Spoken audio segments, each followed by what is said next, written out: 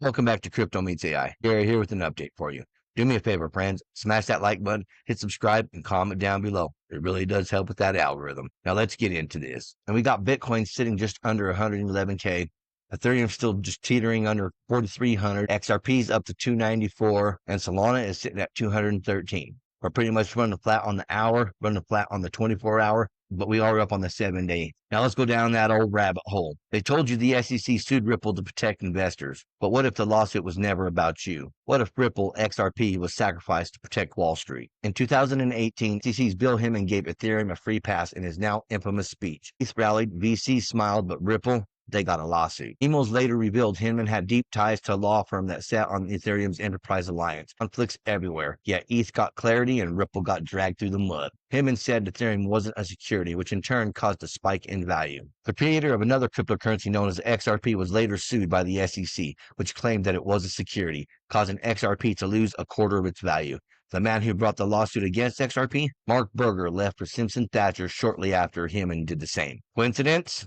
Nah, we don't believe in them around here, you know that. While the lawsuit distracted U.S. retail behind the scenes, SBI Japan launched XRP remittance rails. Saudi Central Bank quietly tested Ripple for payments, and Tranglo expanded Ripple ODL to 25-plus corridors. Ask yourself, why target Ripple while ETH, Solana, and even more meme tokens roamed free? Because Ripple threatened the one thing Wall Street fears, a neutral, decentralized rail that bypasses their control. The SEC sued Ripple in December of 2020. Weeks before, former SEC Chair Clayton left office. Ripple corridors in Asia were going live, and U.S. Treasury warned of losing payment dominance. The Ripple lawsuit wasn't about clarity. It was about investors. It was about buying Wall Street time. The truth is uglier than they tell you. Ripple wasn't the villain, it was the sacrifice, and the world kept building XRP rails while America slept. Comment down below and tell me what you guys think. Do you still believe the lawsuit was about protecting the common person, me and you? I say hell no. Comment down below and let me know what you guys think. And Nasdaq files with the SEC to allow tokenized and blockchain listings of stocks. I gotta say it, my friends, and it's gonna probably be said a lot this video, the institutions are here. If you're not buying XRP today, you're about to miss out on the biggest transfer of your life. Ripple Swell attendees aren't random. They're BlackRock, Nasdaq, Franklin Templeton, Citi, Fidelity, CME, DBS, and XTX. That's trillions under management in one room. Are you still bearish? U.S. Bank announced on September 3rd the banking giant provides XRP crypto custody services for fund managers and ETF providers. The institutions are here, my friends. Breaking news. Morgan Stanley acknowledges Ripple as a legitimate alternative to SWIFT, marking a major step toward institutional adoption. What powers FAssets? Over-collateralized, secured by Flare oracles, built to move across DeFi. That's why FAssets isn't your average bridge, but the key to XRP's awakening. What powers Flare's FAssets? Flare turns XRP into a DeFi-ready asset through FAssets, unlocking new ways to earn and interact. FAssets bring non-smart contract assets like XRP into DeFi, securely, scalably, and with full custody retained. But what powers FAssets? When XRP is brought onto Flare, or minted as FXRP, it's backed by more value than the original deposit that it represents. This is known as over-collateralization. It protects the system and ensures FXRP is always secure. FAssets are powered by Flare's native oracles, which inherit the network's security. First, the Flare Time Series Oracle, or FTSO, provides decentralized price data. Then, the Flare Data Connector, or FDC, verifies events such as deposits on the XRP ledger. Together, these protocols remove the need for third-party oracles, making FAssets more reliable. Once you have FXRP, you can put it to work across DeFi apps on Flare. This is called composability, using one asset in multiple ways. FXRP can earn yield, be used in lending and borrowing markets, combine with staking to create STXRP for even more earning opportunities.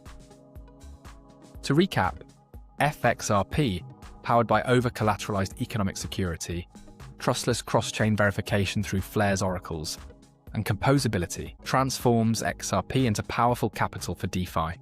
What this does for us is it allows us to retain our XRP, but it also becomes a yield-bearing in for us. The U.S. House Financial Services Committee is urging the Senate to pass the Clarity Act, which aims to structure the crypto market. Right after the end of the SEC versus Ripple case, the Clarity Act will be passed, I guarantee it. And once it passes and signed into law by President Trump, the floodgates will be opened. Now on to some HBAR news. HBAR and the U.S. government over the years. DROP was added to the U.S. FedNow ISO 222 system, partnered with U.S. DoD and DOE-backed Tachyon, featured in White House Digital Asset Report, selected for Wyoming's Frontier stablecoin, former aerospace testing of Adara by NASA. An official U.S. government contract is just a matter of time at this point, if they don't already have one. USDC transfer showdown, Ethereum versus XDC, speed, XDC finality in seconds, cost, XDC gas fees are a fraction of a cent versus costly fees on ETH. Which would you choose for sending USDC? Faster and cheaper XDC or costly ETH route? Trying to sound like they're trying to replace Ethereum, don't it? This is a warning to everyone out there that's involved in cryptocurrency and blockchain technology. There's a large-scale supply chain attack in progress. The NPM account of a reputable developer has been compromised. The affected packages have already been downloaded over 1 billion times, meaning the entire JavaScript ecosystem may be at risk. The malicious payload works by silently swapping crypto addresses on the fly to steal funds. If you use a hardware wallet, pay attention to every transaction before signing and you're safe. If you don't use a hardware wallet, refrain from making any on-chain transactions for now. It's still unclear whether the attacker is also stealing seeds from the software wallets directly at this stage. And keep in mind, if you use a ledger or a hardware wallet with clear signing, you are not at risk. My tweet above is warning the people who do not use a hardware wallet with clear signing of the risk. Always review every transaction before you sign. And last up, Stronghold partners with Uphold. Stronghold has announced a strategic partnership with Uphold, one of the most recognized global platforms for digital assets. With this integration, SHX gains greater accessibility and liquidity, reinforcing its role as a U.S.-regulated utility token, a crucial factor in a sector where regulatory clarity has become decisive after years of uncertainty. Uphold, known for its transparency and international reach, now brings SHX to a much wider audience, driving not only community growth, but also consolidating Stronghold's position as a relevant player in digital payments.